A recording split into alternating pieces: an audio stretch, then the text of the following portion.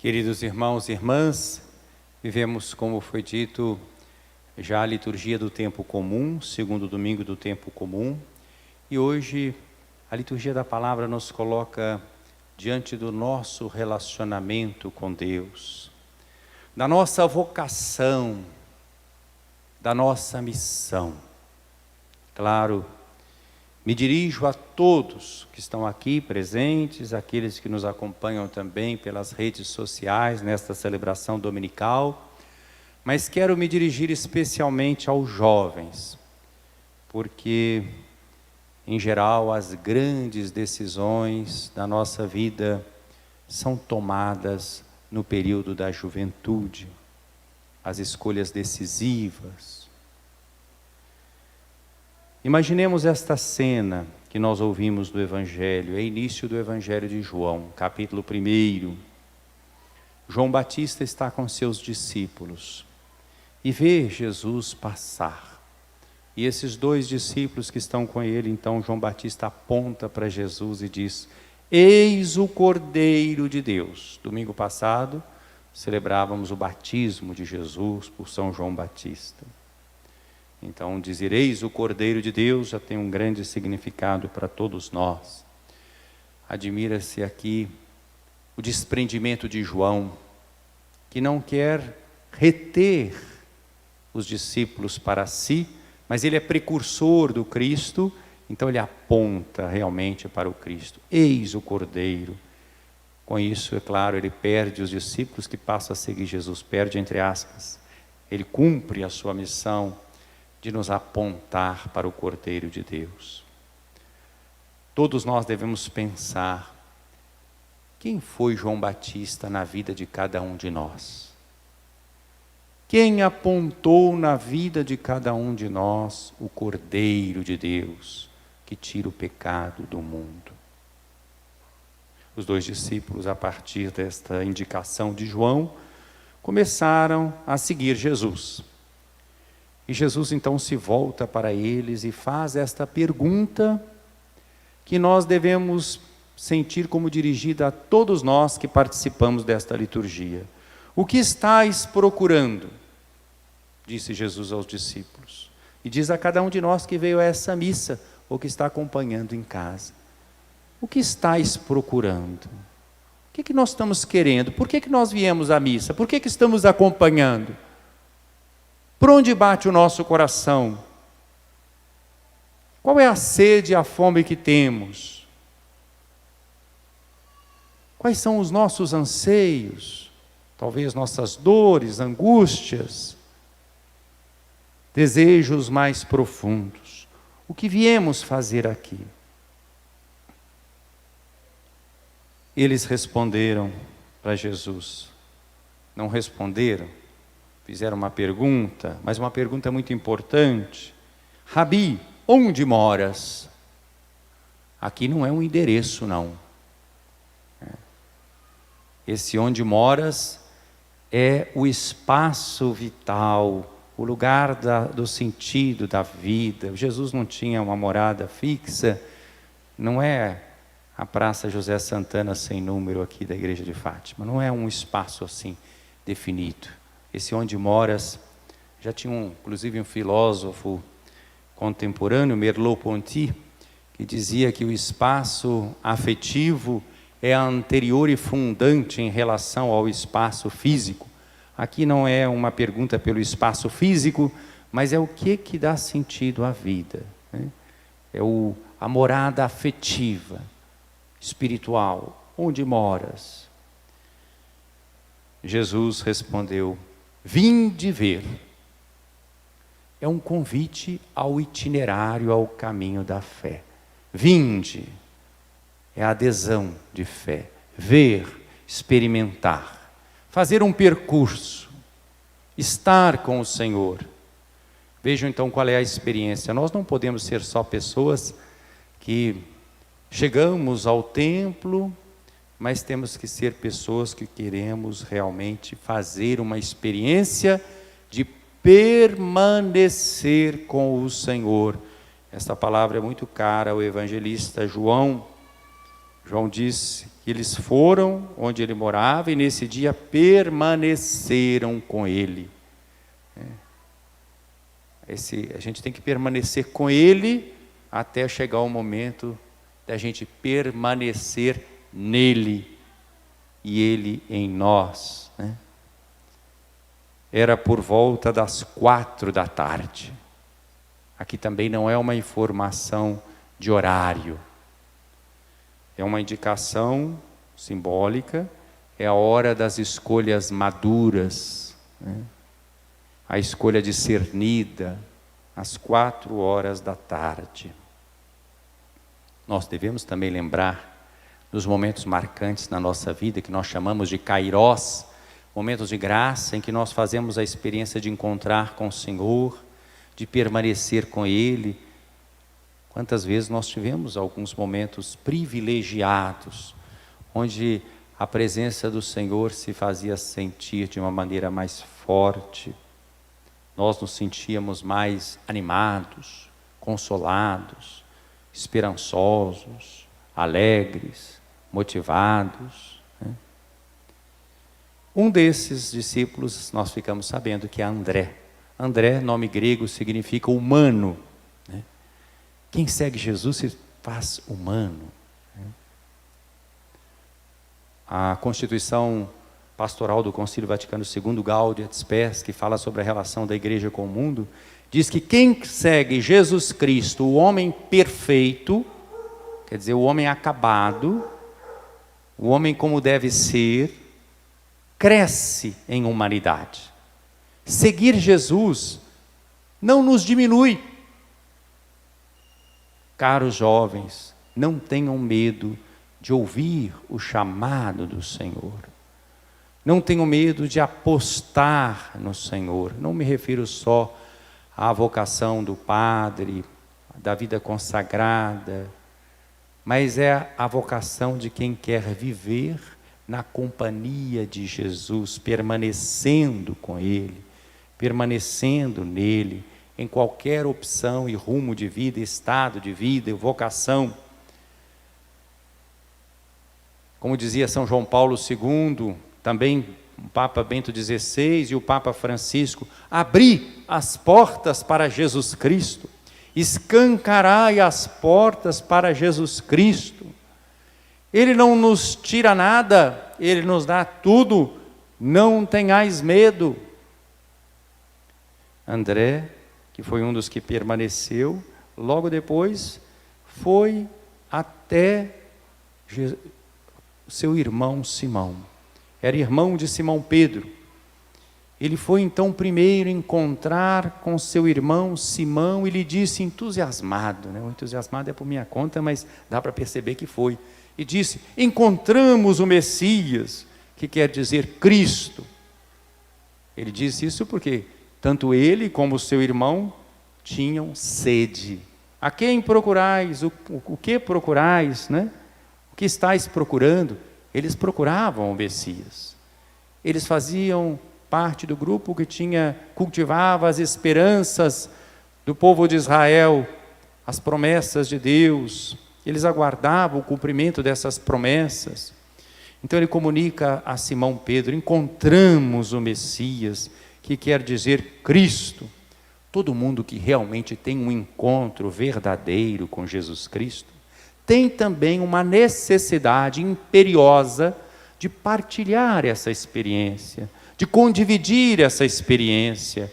Como diz São Paulo, na segunda carta aos Coríntios, a caridade de Cristo nos impele, nos impulsiona, nos comove, quando nós consideramos que um só morreu por todos. Não tem jeito de ser discípulo de Jesus sem ser missionário.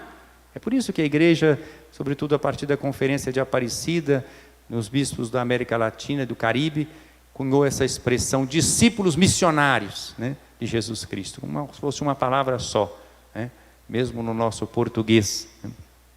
No alemão, que costumam juntar as palavras assim, e com uma palavra grande, discípulos missionários, como se fosse quase que uma palavra só. Não tem jeito de ser discípulo sem ser missionário. André se tornou discípulo, começou a seguir, foi logo ser missionário, foi logo chamar o seu irmão. E aqui nós podemos nos perguntar, e nós? que encontramos Jesus Cristo. Quantas pessoas nós já levamos até Jesus? André não só disse a Simão, seu irmão, encontramos o Messias, que quer dizer Cristo, e não ficou só falando teoricamente do Cristo, mas ele fez algo muito importante. Ele levou Simão Pedro até Jesus. Quantas pessoas até hoje na vida de cada um de nós já levamos a Jesus? Não somos discípulos? Não o encontramos? Quantas pessoas nós levamos a Jesus? E Jesus olha bem para ele, para Simão Pedro, e diz, já contemplando a missão que ele desempenharia nessa comunidade de discípulos missionários, de presidir a comunidade na caridade, de nos confirmar na fé, esse ministério petrino, que hoje é exercido pelo Papa Francisco. Tu és Simão, filho de João, tu serás chamado Cefas, que quer dizer pedra.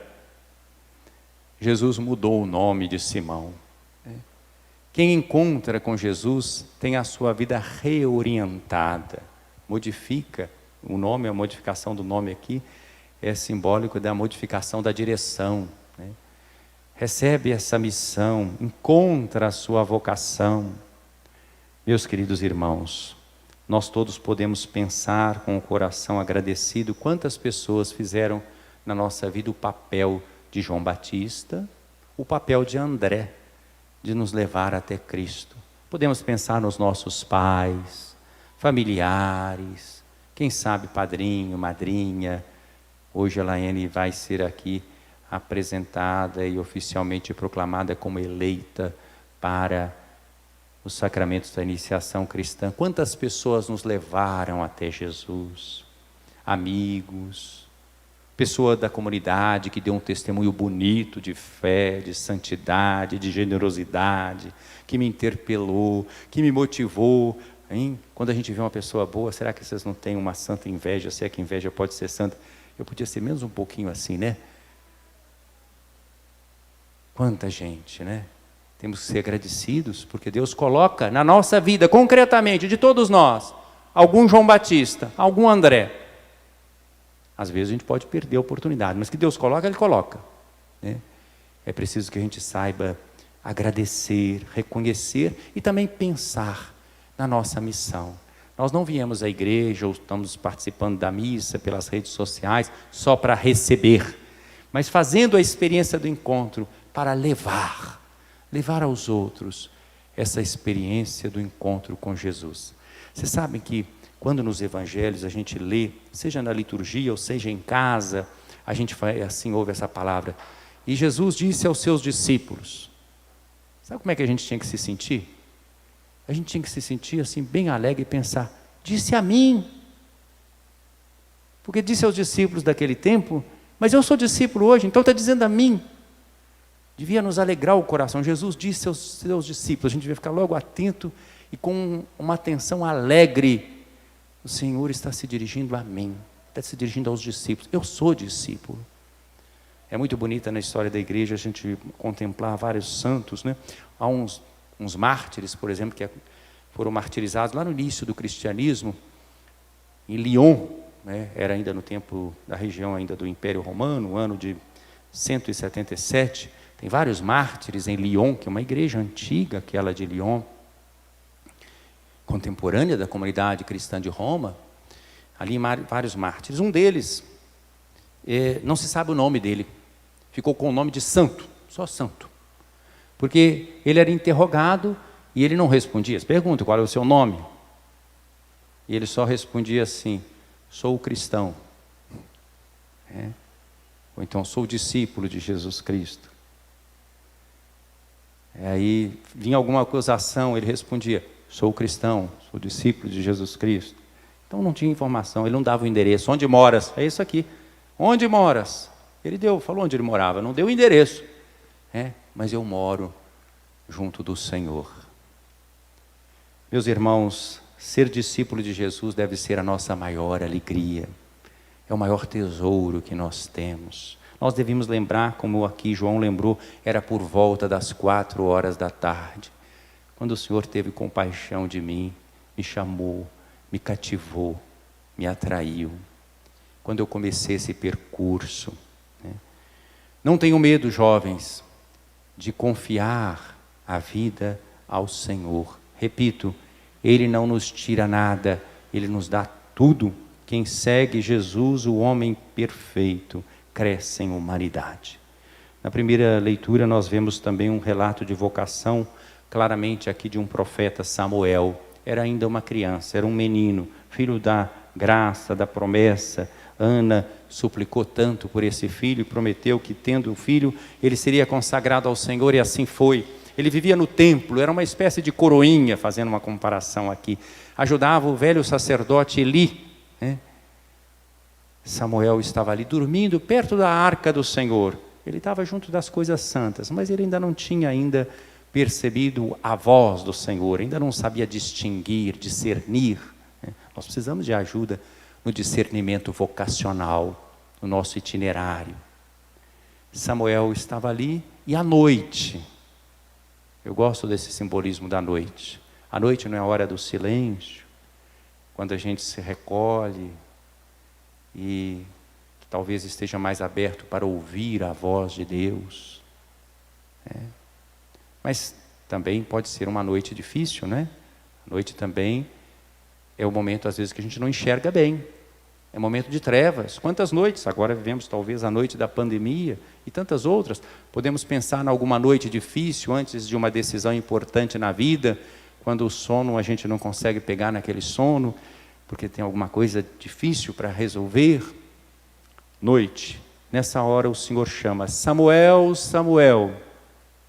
Ele respondeu com prontidão: estou aqui. Correu para junto de Eli, pensou que era Eli que chamava, afinal de contas um velho sacerdote pode estar precisando dele.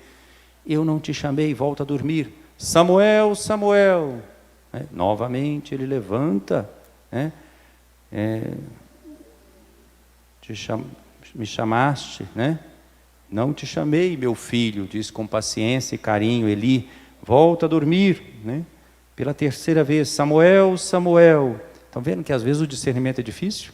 Essas 3 vezes mostram que não é todo mundo que descobre logo a sua vocação. Às vezes o percurso é trabalhoso. Tem que ouvir até distinguir a voz de Deus mesmo. Tu me chamaste, aqui estou. Eli, mais experiente, compreendeu que era a voz do Senhor. E Eli então vai dar a orientação, o conselho. Está vendo como nós precisamos às vezes de uma pessoa experiente, espiritual, sábia, que possa nos ajudar nesses momentos difíceis. E ele então disse: volta a deitar-te, e se alguém te chamar, responderá: Senhor, fala, o teu servo escuta. Nós gostamos de cantar com mantra essa frase, não é? Ou rezá-la: fala, Senhor, teu servo escuta. E Samuel então voltou para dormir, e o Senhor chamou mais uma vez: Samuel, Samuel. E ele respondeu, agora já instruído por Eli: fala, que teu servo escuta. A partir daí, Samuel se tornou um ouvinte da palavra do Senhor. Vai ter um papel tão importante na história do povo de Israel no Antigo Testamento, como profeta, como juiz. Samuel crescia, o Senhor estava com ele. Vejam como quem está com o Senhor cresce. E não deixava cair por terra nenhuma de suas palavras. Nem Samuel deixava, que bonita essa expressão, né?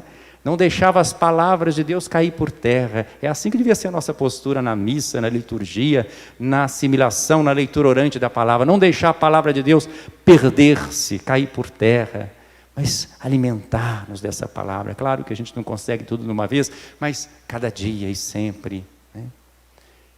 E também o Senhor não deixava que a palavra que ele dizia através de Samuel deixasse de ser cumprida. O versículo aqui, a segunda parte, tem dupla interpretação e significado. Vem o Salmo: eis que vem o Senhor com prazer, faço a vossa vontade. Deve ser sempre a nossa postura, não só cantando aqui belamente, mas eis que vem o Senhor, com prazer faço a vossa vontade. O Cristo fez assim, e nós, discípulos, somos chamados a fazê-lo da mesma forma. Na segunda leitura de hoje, Paulo fala da castidade. Um tema muito importante nesses tempos de hedonismo, de prazer desordenado, da busca do prazer pelo prazer. O corpo não é para a imoralidade, mas para o Senhor. E o Senhor é para o corpo. Paulo está escrevendo para os gregos, que muitas vezes tinham uma visão dicotômica, separação entre corpo e alma. Enquanto Paulo, de mentalidade semítica, embora também de cultura grega, vê uma antropologia mais integrada. Assim como Cristo foi morto e ressuscita, nós ressuscitamos com Cristo, corpo e alma, um ser todo. Deus que ressuscitou o Senhor nos ressuscitará também a nós pelo seu poder. Porventura ignorais que vossos corpos são membros de Cristo? Quem é batizado, Laene, se torna membro de Cristo, participante de um corpo de Cristo, um corpo eclesial, uma comunidade cuja cabeça é Cristo. Quem adere ao Senhor torna-se com Ele um espírito. Fugir da imoralidade, vale para todos nós essa exortação paulina. Em geral, qualquer pecado que uma pessoa venha a cometer fica fora do corpo, mas o fornicador peca contra o seu próprio corpo. Ignorais que vosso corpo é santuário do Espírito Santo? Nós somos templo do Espírito Santo. E que esse Espírito mora em nós, é dado por Deus. Quem está em Cristo é nova criatura. Quem é batizado, crismado, recebe a Eucaristia, é nova criatura, é templo do Espírito Santo, é corpo de Cristo. Ignorais que não vos pertenceis a vós mesmos? Nós fomos comprados, meus irmãos, e por um preço alto, não foi prata nem ouro, foi o sangue de Jesus Cristo que nos comprou, que nos redimiu.